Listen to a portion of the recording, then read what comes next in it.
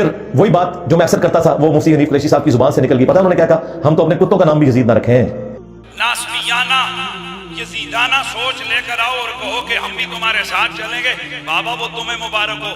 ہم تو اپنے کتے کا نام بھی یزید نہیں رکھتے ہیں. ہم تو اپنے محلے کے اپنے یہ جنگل کے اندر پھرنے والے سور کو بھی کبھی یزید نہیں کہتے ہیں. ہمیں ڈر لگتا ہے کہ کہیں یہ یزید قیامت کو احتجاج نہ کر دے کہ اے اللہ پاک اس مولوی سے پوچھ اس نے ہمیں یزید کیوں کہا. کیونکہ ہم نجس ہیں، پلید ہیں، سب کچھ ہے، پر ہم تیرے محبوب کی آل کے قاتل تو نہیں ہے. ایک ٹیلی ویژن پروگرام میں ایک اینکر نے مجھ سے پوچھا، آپ نے سنا ہوگا کہ یزید سے کتنی نفرت کرتے ہو؟ میں نے کہا آپ سور سے کتنی نفرت کرتے ہیں؟ کہا جی وہ تو بہت زیادہ.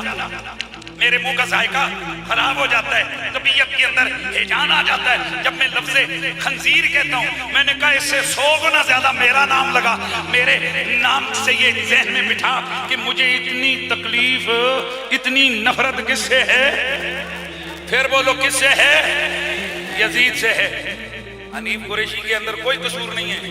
اس کا قصور یہ کہ وہ ان کے ابے یزید کو رگڑا دیتا ہے.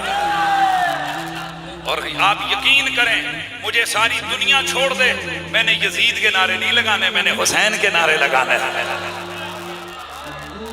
ہائے ہائے مفتی صاحب، آپ کے بزرگ بایزید بستامی نے تو اپنے کتے کا نام یزید رکھا ہوا تھا. نہیں سوری، کتا نہیں سی، ہو منڈا سی. نہیں منڈا نہیں سی، ویسے کنیت سی، ابو یزید بستامی. تو آپ مجھے بتائیں جس شخص کے بارے میں تم کہہ رہے ہو وہ امام جعفر کی قبر پہ جا کے مرید ہوا ہے، کیونکہ امام جعفر کی وفات کے 50 سال بعد بایزید پیدا ہوا ہے، قبر پہ مرید ہوا ہے. اور امام جعفر علیہ السلام کے ماننے والے آج اپنے بچوں کے نام یزید نہ رکھے ہیں، اور جو قبر پہ جا کے مرید ہو رہا ہے وہ اس زمانے میں اپنے آپ کو بایزید کہہ رہا ہے. اور خود مفتی حنیف قریشی نے کہا ہم تو اپنے کتوں کے نام یزید نہ رکھیں. جن کے تم کتے ہو نا، انہوں نے اپنے کتوں کے نام یزید رکھے ہوئے تھے. یہ کہتے ہیں نا بزرگوں کے سگ ہے. ہاں ان کی زبان میں بات کروں گا نا، جن کے تم لوگ کتے ہو نا، انہوں نے اپنے کتوں کے نام یزید رکھے ہوئے تھے. اچھا جب یہ بات یہ کہتے ہیں یہ کوئی علمی اعتراض نہیں ہے، بالکل میں مانتا ہوں علمی نہیں ہے، لیکن تمہاری ڈاکٹرین میں جذباتی اعتراض جو بنتا میں نے کر دیا. نہیں جی یزید تو صحابہ کے بھی نام ہے. بھائی صحابہ کے نام یزید اس وقت ہے جب یہ واقعہ کربلا نہیں ہوا تھا.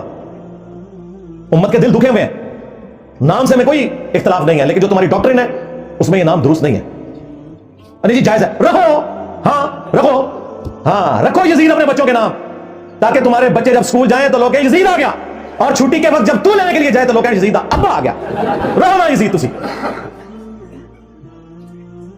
دیکھ لو یہ تمہارا امام تھا نا بایزید بستامی، یہ بھی 261 ہجری میں مرا ہے، اور سیم 261 ہجری میں ہمارے امام بھی فوت ہوئے، امام مسلم.